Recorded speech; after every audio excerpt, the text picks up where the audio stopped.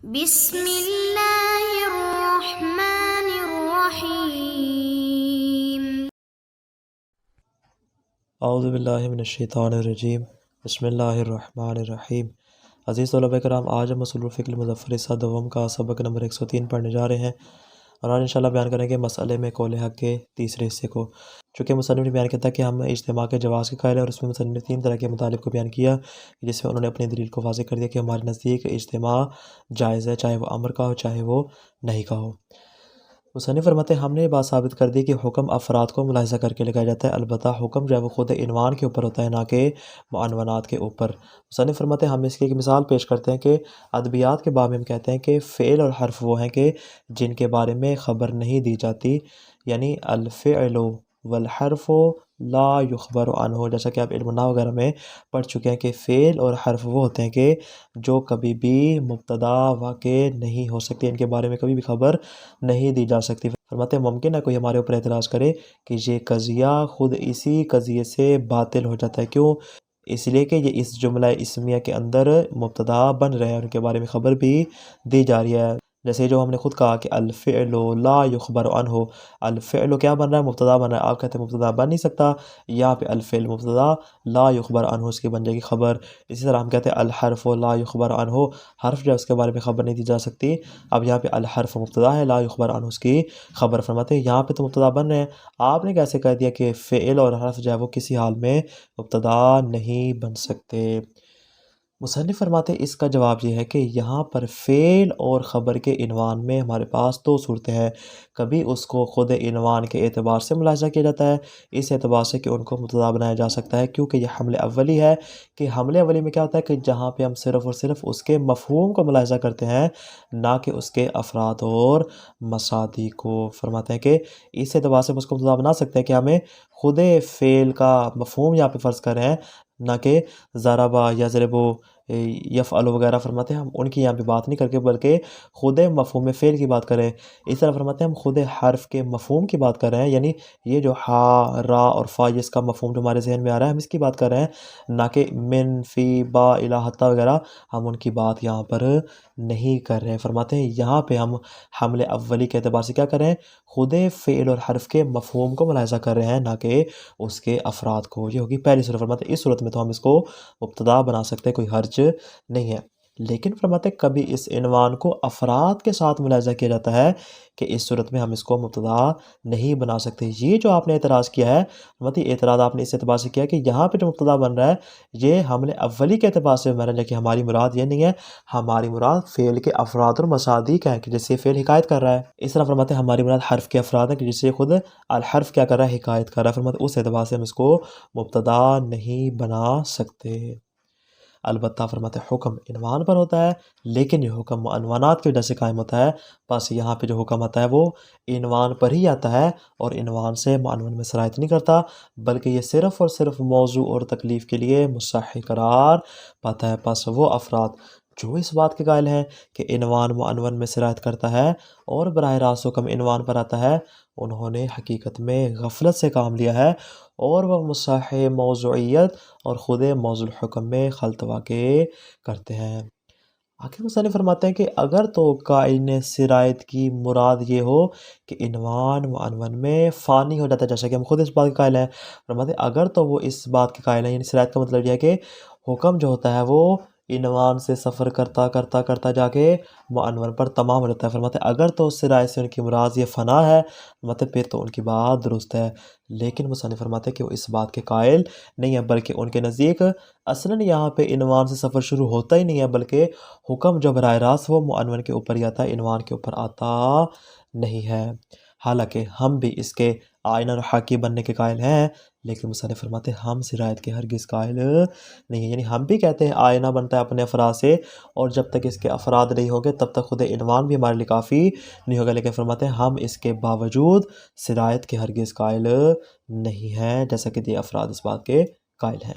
مصنف اپنی بات کو مزید واضح کرنے کے لیے اپنے باب کو علم کے باب سے تشبیہ دیتی ہے۔ مصنف کا تیسرا مطلب چل رہا ہے اور اسی کے اندر مصنف مزید وضاحت، جیسا کہ ہم نے پہلے وضاحت دی اس کی فعل اور حرف کے ذریعے، اب دوبارہ مصنف ایک دوسری مثال دے رہے ہیں، دوسری تشبیہ دے رہے ہیں جو کہ اس علم کے باب سے متعلق ہے۔ فرماتے ہیں علم کے باب میں وہ چیز جو اولاً و بالذات معلوم حقیقی ہوتی ہے وہ وہی صورت ذہنی ہوتی ہے، یعنی آپ کے ذہن میں جو تصور آتا ہے فرماتے ہیں ہم اس کو علم کا نام دیتے ہیں۔ البتہ اس صورت ذہنی کے توسط سے اور اسی کے وسیلے سے اور اس کو آئینہ اور حاکی قرار دیتے ہوئے ثانیاً و بالعرض میں کیا ہوتا ہے، خارج میں کسی چیز کے بارے میں علم حاصل ہو جاتا ہے، یعنی گویا کہ اولاً و بالذات جو چیز معلوم ہے وہ صورت ذہنی ہے، ثانیاً و بالعرض جو چیز آپ کو معلوم ہے وہ خارج میں جو چیز جس کے بارے میں آپ کو علم ہے اس کو ہم اس کو ثانیاً و بالعرض اس کے اوپر حکم لگائیں گے اس کا، جو کہ معنون اور افراد اور مصادیق قرار پاتے ہیں۔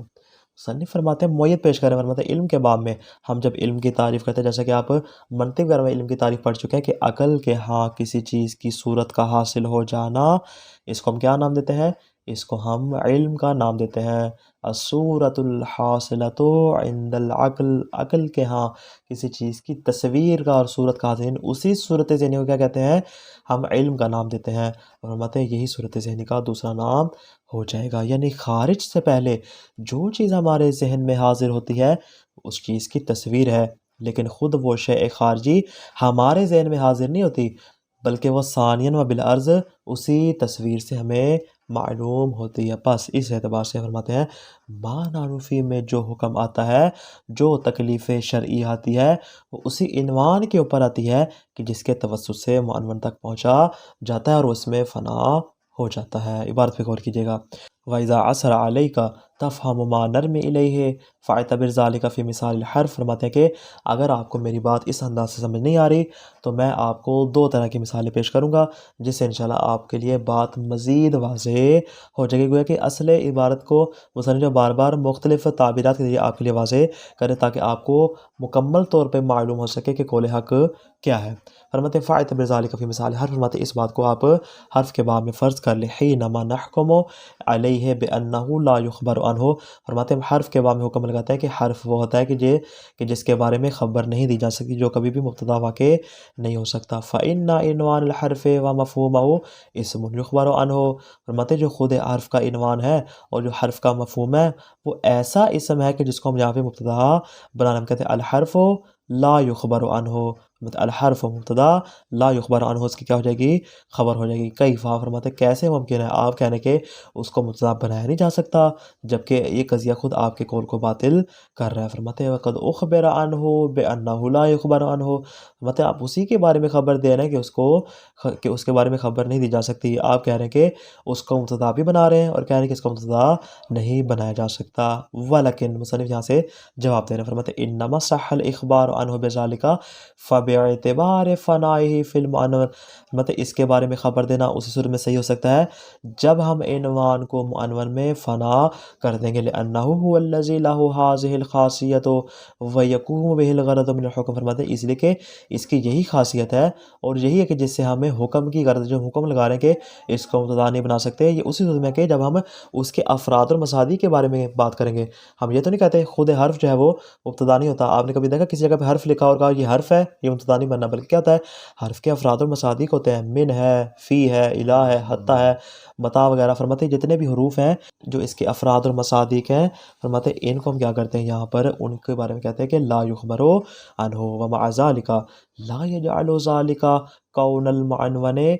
موضوعا للحکم حقیقتا اولا بالذات، فرماتے ہیں اس کے باوجود بھی کہ ہم یہاں پہ جو لا یخبر عنہ کا حکم لگا رہے ہیں اس کے افراد اور مصادیق اور اس کے معنونات پہ لگا رہے ہیں، اس کے باوجود فرماتے ہیں یہ والی چیز خود معنون کو موضوع حکم قرار نہیں دے سکتی۔ اور معنون کیا ہے، وہ الحرف الحقیقی، جو کہ اس کے افراد اور مصادیق ہیں۔ فإن الحرف الحقیقی، اس لیے کہ جو اس کے افراد اور مصادیق ہیں، یستحیل ان یکون موضوع الحکم، آپ اکیلے من کے اوپر اٹھائیں اس کے اوپر حکم لگا دیں، آپ فی کا اٹھائیں اس کے اوپر حکم لگا دیں، فرماتے ہیں ایسا نہیں ہو سکتا، بلکہ ہم کیا کریں گے، ہم اس کے عنوان کلی کے اوپر حکم لگائیں، اور عنوان کلی کیا ہے، الحرف، جو کہ حرف کی صورت میں ہے۔ فرماتے ہیں یستحیل ان یکون موضوع الحکم وطرفا لنسبت فرماتے ہیں بأی حال من الاحوال ولو بتوسط، مطلب اس لیے کہ جو حرف حقیقی ہے وہ کبھی بھی موضوع الحکم اور نسبت کی طرف قرار نہیں پا سکتا، چاہے آپ وہاں پہ کسی عنوان کو واسطہ ہی قرار دے دیں۔ وہ حقیقت ہو النسبت والربط، فرماتے ہیں کہ حرف حقیقت کا کام کیا ہے؟ وہ فقط اور فقط رابطہ اور نسبت کا کام دیتا ہے۔ وخاصتہ انہ لا یخبر عنہ، اور اس کی خاصیت یہ کبھی بھی مبتدا واقع نہیں ہوتا۔ وعلیہ، بس اس بنا پر فالمخبر عنہ اولا وبالذات ہوا عنوان الحرف، یا اولا وبالذات جس چیز کے بارے میں خبر دے رہے ہیں وہ خود حرف کا عنوان ہے، لیکن لا بما ہوا مفہوم موجود فی ذہن، البتہ اس کے وجود ذہنی کی یہاں پہ بات نہیں کر رہے، بلکہ فإنہ بہذا الاعتبار یخبر عنہ، اگر تو خود مفہوم کی بات کریں گے فرماتے ہیں اس اعتبار سے اس کو مبتدا بنا سکتے ہیں، لیکن ہماری یہاں مراد یہ نہیں ہے، یہ جو ہم کہہ رہے ہیں لا یخبر عنہ، یہ اس کے معنون کی بات ہے، خود عنوان کی بات نہیں ہے۔ بل بما ہوا فان فی المعنون وحاکن عنہ، جب یہ عنوان معنون میں فنا ہو جائے گا اور اپنے افراد و مصادق سے حکایت کرے گا، اس صورت میں ہم کہیں گے کہ الحرف لا یخبر عنہ، فرماتے فالمصح للاخبار عنہ، اس کے بارے میں خبر دینا کہ اس کے بارے میں خبر نہیں دی جا سکتی، اس کا جو مصح وہ کیا ہے؟ ہوا فناؤ فی معنون، عنوان کا معنون میں فنا ہونا ہے۔ فرماتے فیکون الحرف الحقیقی المعنون مخبرا عنہ ثانیا بالعرض، فرماتے ہیں یہاں پہ جو حرف حقیقی جس کو معنون قرار دے رہے ہیں وہ کیا ہے؟ وہ ثانیا بالعرض مخبر بن رہا ہے، اولا بالذات نہیں بن رہا۔ فرماتے ہیں وَإِن كَانَ الْغَرَضُ مِنَ الْحُكْمِ إِنَّمَا يَكُونُ بِالْمَنْفِي، فرماتے ہیں اگرچہ حکم کی غرض اس صورت میں حاصل ہوگی جب ہم اس چیز کی نفی کر دیں کہ لا یخبر عنہ وهو الحرف الحقیقی، البتہ اس کے افراد اور مصادیق میں ہے نہ کہ خود عنوان کے اندر۔ وعلی ھذا، فرماتے پس اس بنا پر یتضح جلیہ، اس مثال کے بعد آپ کے لیے بات مزید واضح ہو چکی ہوگی، کیف ان دعوی سرایت الحکم اولا وبالذات من العنوان الى المعنون منشأها الغفلة بین ما هو المصح للحکم على موضوع باعتبار قیام الغرض بذلك المصح، فرماتے آپ کے لیے واضح ہو چکا ہوگا کہ جو افراد اس بات کا دعویٰ کرتے ہیں کہ